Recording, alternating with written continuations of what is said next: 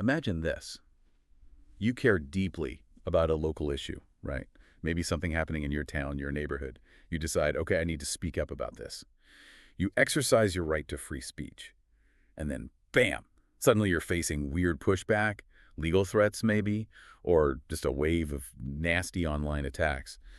It's a reality for a surprising number of people just trying to participate. It really is. And that's what we're digging into today. Okay, let's unpack this.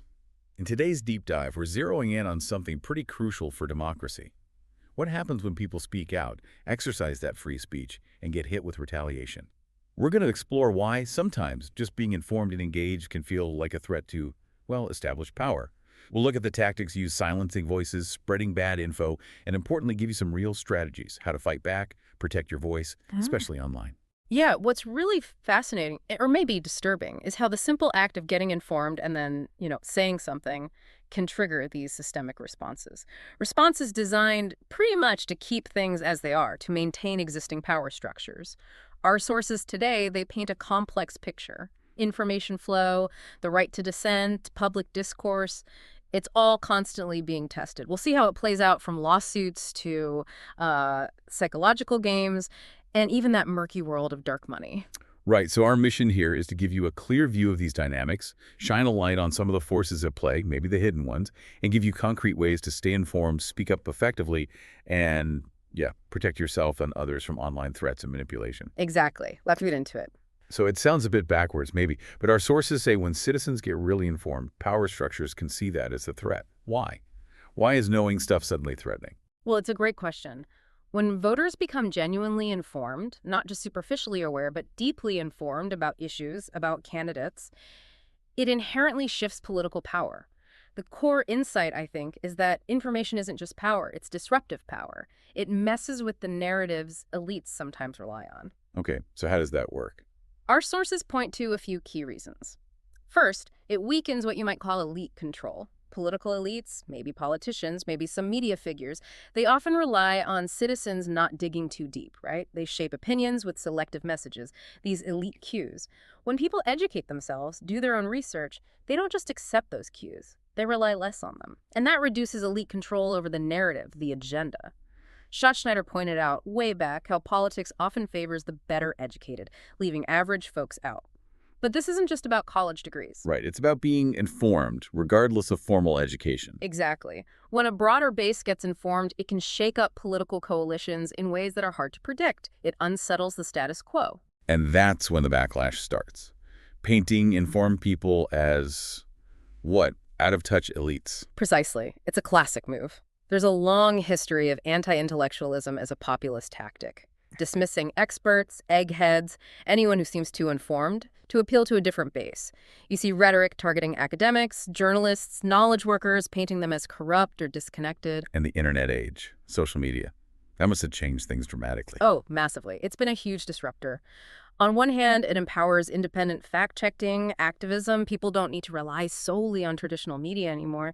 They can research, debate, organize on their own, expose mistakes, fuel distrust in old authorities like Martin Gurry talked about. But it's also, a vehicle for misinformation on a scale we've never seen. So it cuts both ways. And you mentioned even elites getting discontent. Yeah, it's sort of an ironic twist. When people who do have credentials feel like the traditional paths to influence aren't working for them, their frustration can actually fuel anti-establishment feelings too, adding another layer of instability. Okay, so if being informed is perceived as this destabilizing threat, how does power actually push back when people do speak out? What are the tactics? Our sources lay out a whole range of things designed as scenes not just to shut someone up, but to make others afraid to speak up in the first place. That chilling effect. That's exactly the term. Beyond just trying to control the general flow of information, established political entities often use direct and sometimes indirect tactics against specific individuals or groups who challenge them. There's a really stark example in the sources. Sylvia Gonzalez, a 76-year-old councilwoman, a grandmother in Texas. She spearheaded a citizen petition totally protected political speech. But in retaliation, city officials basically engineered her arrest. They claimed she misplaced the petition form. Seriously, for misplacing a form. Yes, the charges were completely baseless, dropped later. But she spent a day in jail. Her mugshot was everywhere. She ended up resigning because of the intimidation. That case, Gonzalez v. Trevino, it went up to the Supreme Court, raising huge questions about immunity for officials who might conspire to jail their critics like that. That's genuinely chilling. It shows how the legal system itself can be turned into a weapon. Exactly. Abusing the legal system is a major tactic. We see SLAPP suits, strategic lawsuits against public participation, you've probably heard of them, civil suits, often defamation. But the real goal isn't winning in court. It's to bury critics in legal fees, drag things out for years, make it too painful to continue. That's the chilling effect right there. Our sources mention cases against historians, activists, even a teenager for starting a Change.org petition. So it's pure intimidation through process. Drain their bank account, drain their energy. That's the idea. And beyond SLAPPs, activists might get arrested on minor charges, maybe completely bogus ones. Sometimes they dig up old, unused laws just to cause trouble. Governments can also use laws about the time, place, and manner of protests or set up these tiny free speech zones to basically contain dissent and minimize its impact. And sometimes, acts like property damage during a protest can get labeled terrorism if they can argue a political motive, which means much harsher penalties. It's not just legal stuff, though, is it? There are economic pressures, too. Absolutely. People can lose their jobs or be threatened with losing them, denied future jobs, all because of their political views or activism. The sources mention university professors pushed out over social media posts, contractors forced to sign pledges saying they won't boycott certain groups. It hits people's livelihoods. And then there's the really direct stuff. Harassment, threats, violence even. Yes, unfortunately. That's the sharp end. It ranges from nasty verbal abuse and threats, sometimes escalating to physical attacks on individuals or officials, even things like voter intimidation tactics showing up at polling places looking menacing, or those deceptive robocalls, now often AI-powered, spreading lies to discourage voting. Even displaying open-carry firearms at protests can be a form of intimidation. Wow. It feels like a multi-pronged attack. What about surveillance, being watched?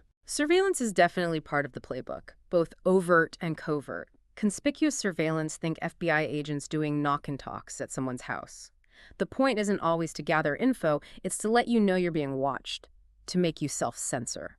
Then there's covert surveillance spies, wiretaps, online monitoring, infiltrating groups, mass surveillance too, like monitoring internet traffic.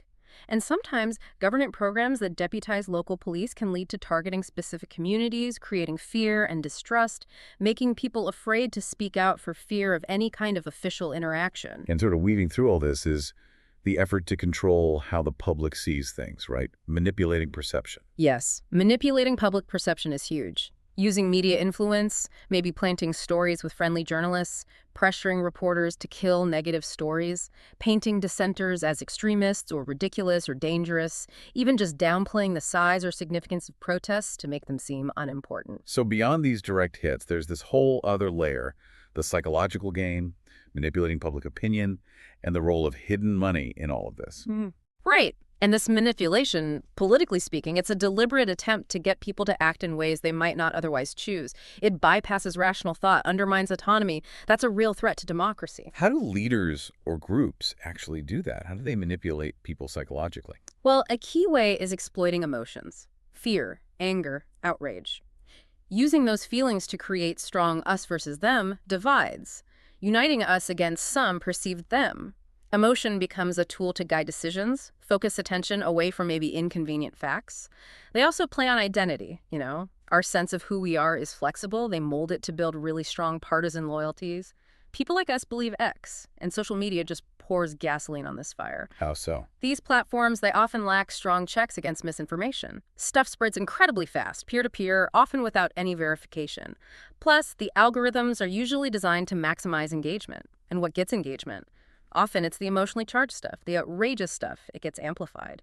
A small number of super spreaders can have a massive impact because the system boosts their reach. And disturbingly, the sources even link this back to education funding. Yeah, it's a point raised. The idea is that systematic underfunding of education, particularly critical thinking skills, makes the public more susceptible to these emotional appeals, less equipped to evaluate information critically, makes manipulation easier. And feeding into this whole ecosystem of manipulation and sometimes suppression is money, specifically hidden money. We hear the term dark money a lot. What is it exactly, and how does it work here? So dark money is basically political spending where you don't know who the original donor is. It's meant to influence elections or policy, but the source is hidden. The Supreme Court Citizens United decision in 2010 opened the floodgates for corporate and union spending, supposedly with transparency. But in practice, a lot of money flows through nonprofits or shell corporations that don't have to disclose their donors. We're talking huge sums. For the 2024 federal cycle, the estimate was over $1.9 billion in dark money, a record. 1.9 billion. That's staggering. And where does it go? A lot goes into advertising that flies under the radar, especially online ads, which often have fewer disclosure rules than TV or radio. And that $1.9 billion is likely an underestimate. This hidden funding gives powerful groups, corporations, wealthy individuals, unions, whoever, a way to shape campaigns and policy debates without any public accountability. You might see ads attacking a candidate or pushing an issue, but you have no idea who's actually paying for it. The sources mention specific papotees funneling millions, mostly to one party or the other, and states like Florida being major battlegrounds for this, with partisan news sites popping up that pretend to be neutral. It really feels like a lot to be up against. It's easy to feel overwhelmed. But the good news is our sources also offer real strategies, ways to protect your voice, push back against misinformation, and actually empower your community. It's not hopeless. Definitely not. And the first step is knowledge. Knowing your rights is your first line of defense. The First Amendment gives really broad protection for speech, especially criticism of the government. That protection is strongest in public places, streets, parks, what they call traditional public forums. You need to understand the difference between protected speech and unprotected conduct, like you can't incite immediate violence. And critically, you generally have the right to record things in plain view and public, and that includes recording police officers. If you're detained, you have the right to remain silent, use it. And clearly ask for a lawyer. Don't say anything else. Okay, so know your legal ground.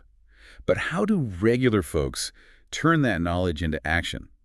Grassroots organizing seems key. It's incredibly powerful. It often starts small. The advice is basically find your people, get a crew together. Start with small, flexible, decentralized groups. They're harder for powerful entities to disrupt. Have a clear vision, but focus on narrow, achievable goals. Do your homework research thoroughly to build solid, evidence-based arguments. And getting the message out effectively. Crucial. You need clear, concise messages you can adapt for different people. Spread them through various channels, not just one. Digital media is vital. Use it with clear goals, clear calls to action. Getting people to create their own content related to the cause can really boost things. Ultimately, you want to mobilize people to contact your representatives, vote, show up, give them very specific things they can do. And training people, preparing them for the long haul, that builds resilience. What about talking directly to officials? Going to meetings, making calls, does that still work? Yes, it absolutely can. Showing up at public meetings shows you're serious. Prepare what you want to say. Even just being there peacefully with signs sends a message. Direct contact emails, phone calls, face-to-face can be effective.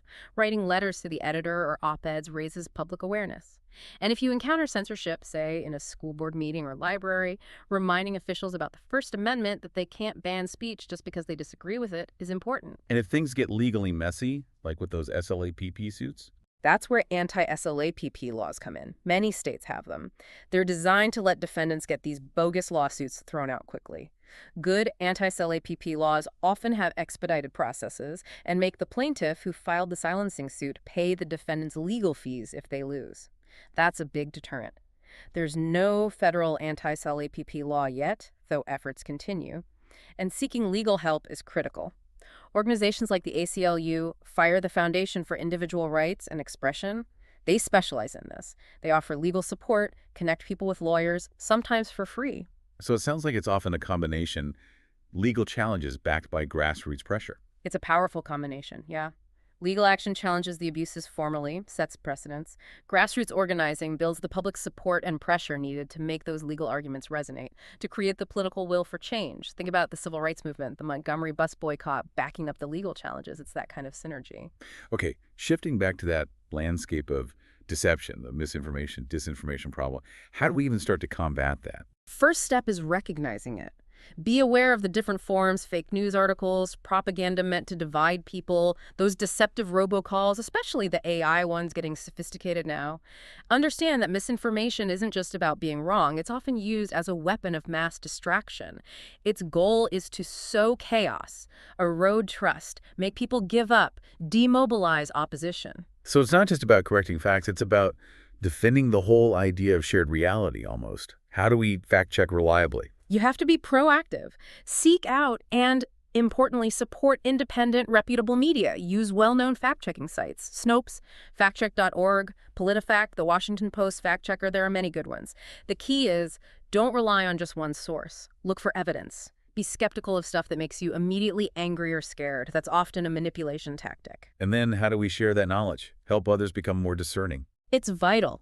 Educate yourself, then educate your community. Share info from those reliable sources. Encourage critical thinking, asking, where did this come from? What's the evidence? Who benefits if I believe this? Some sources talk about creating structures to make lies and censorship backfire on those using them. Building that community-wide commitment to facts and evidence is crucial to counteracting what some call truth decay. Okay, last big piece.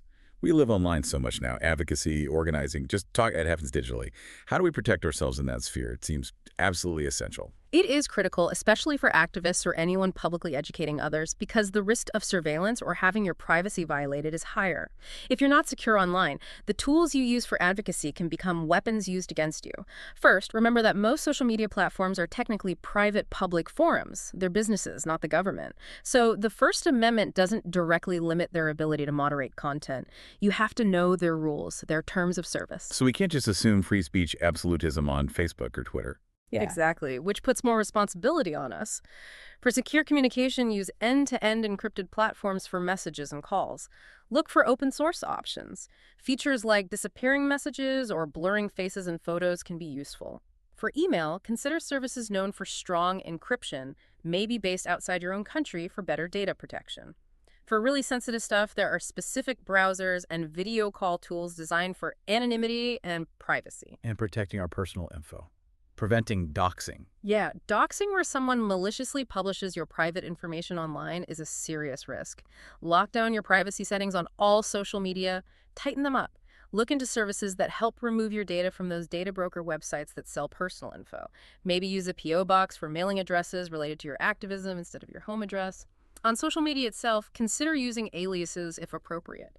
Be really careful about posting identifying details about yourself or others. Think twice before making posts public. Maybe explore alternative, more privacy-focused platforms. And if you're in a group, have agreements about digital security practices. What about just general phone security? Keep your phone's operating system and apps updated. Those updates often fix security holes.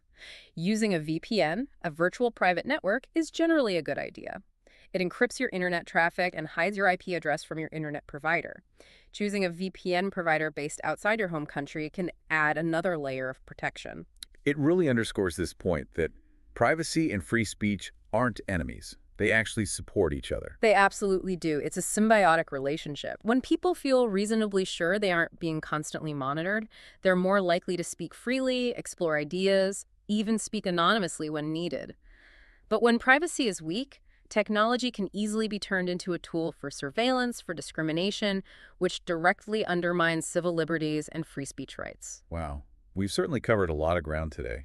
From understanding why just being informed can be seen as a threat, to all the ways speech can be attacked, and finally, to concrete actions we can all take. Yeah, and if you step back and look at the bigger picture, the threats to free speech are real. They're significant. But history also shows that free speech is remarkably resilient. Time and again, challenges have ultimately led to victories that expanded and strengthened these rights.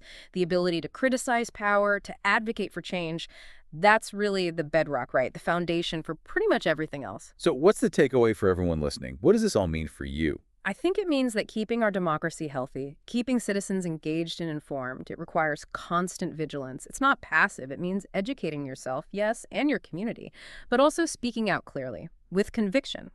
And just as importantly, supporting others when they speak out, acting locally, but understanding these bigger national and digital forces at play.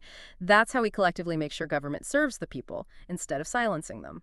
So keep asking questions, keep digging deeper, and keep speaking out.